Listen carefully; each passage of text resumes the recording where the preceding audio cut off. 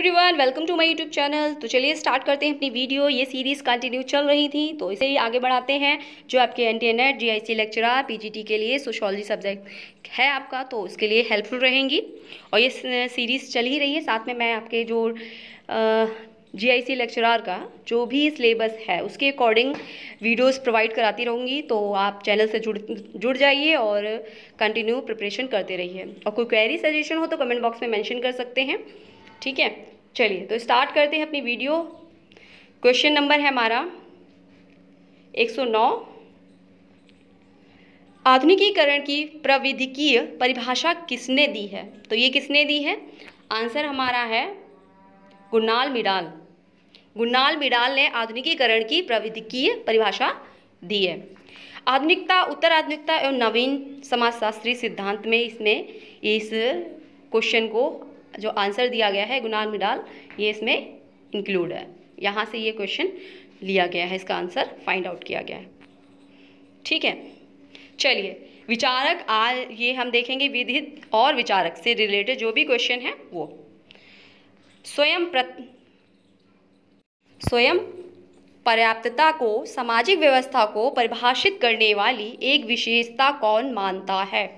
तो ये कौन मानता है? ये मानते हैं पार्सन जी।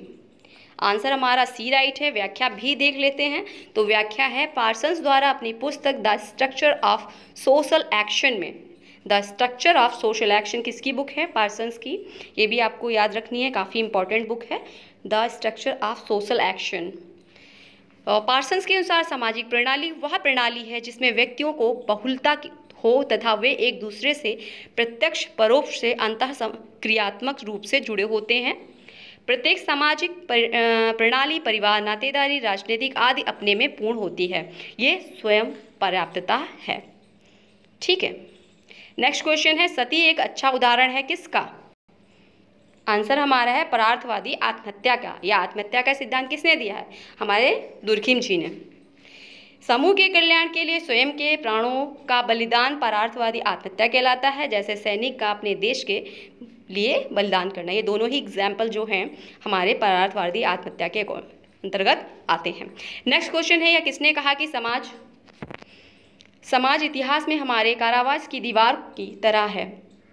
किसने कहा कि समाज इतिहास में हमारे कारावास की दीवार की तरह है? तो इसका जो आंसर है ये है पीटर बर्जर, संभवतः है, ठीक है। तो जब आंसर सीट आई होगी तो इस तरीके से क्वेश्चन बना होगा तो उन्होंने इसे ही इंक्लूड कर दिया होगा। चलिए देख लेते हैं दूसरा। मानक शब्द का समाजशास्त्र में आगमन हुआ तो किस में हुआ था? दर्शन शास्त्र में। व्याख्या, मानक 3 प्रकार के होते हैं।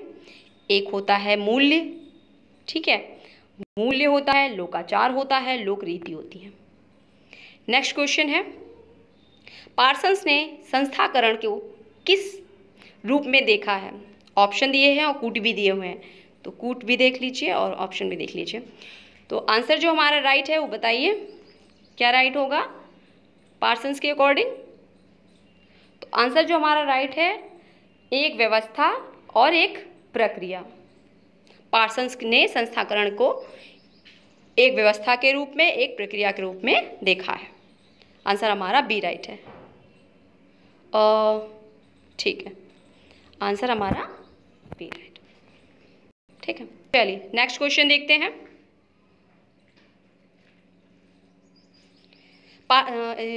वो व्याख्या दी हुई है वो भी देख लेते हैं। पार्सन्स के अनुसार सामाजिक प्रणाली में क्रिया के संगठन की एक प्रणाली है जिसमें भूमिका कहते हैं, ठीक है।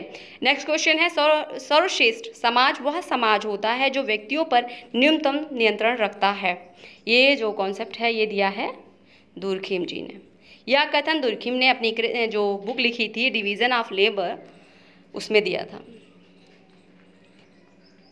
चलिए निम्नलिखित में से कौन से कारक समाज की भौतिकी नामक नए विज्ञान के उद्भव के लिए उत्तरदायी थे?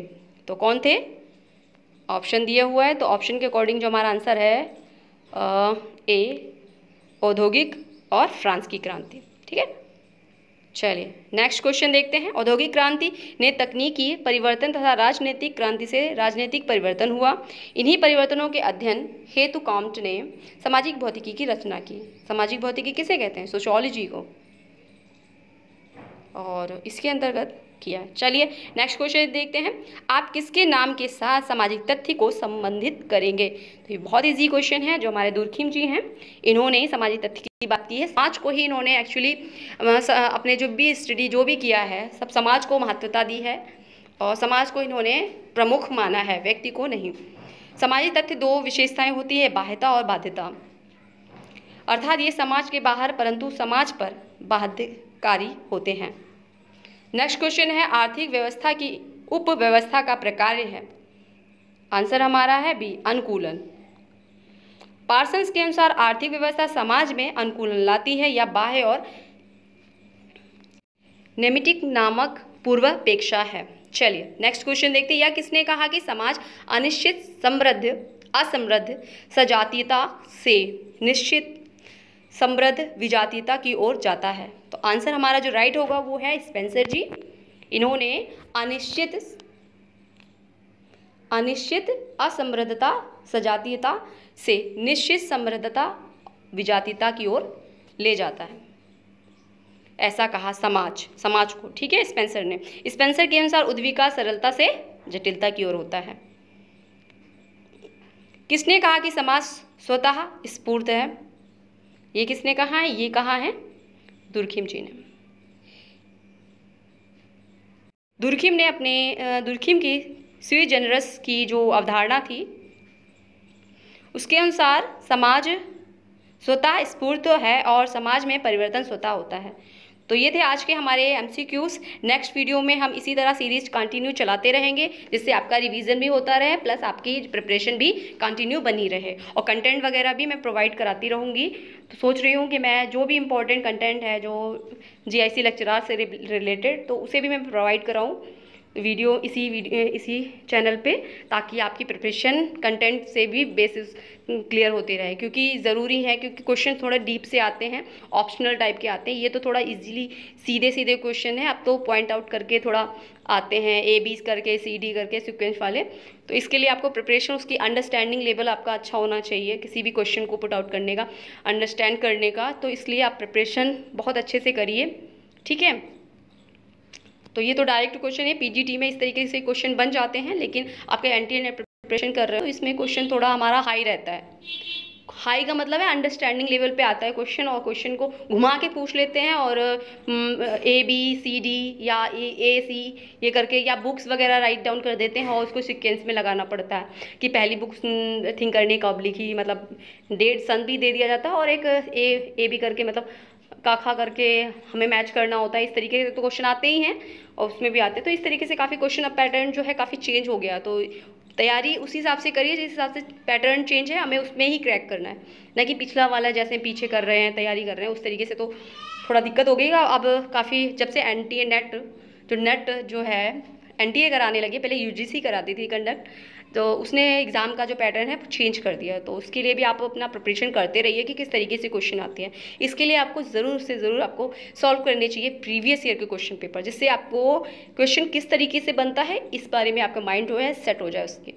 चलिए, तो नेक्स्ट वीडियो में फिर मिलते हैं, और इसी तरह ये सीरीज़ चलती रहेगी। बाकी मैंने जो कंटेंट की बात की है वो मैं भी लाऊंगी। चलिए, और वीडियो अच्छी लगे तो लाइक ज़्यादा से ज़्यादा करिए और शेयर करिए अपने फ्रेंड के साथ, और सब्सक्राइब करिए। चलिए नेक्स्ट वीडियो में फिर मिलते हैं। Thanks for watching.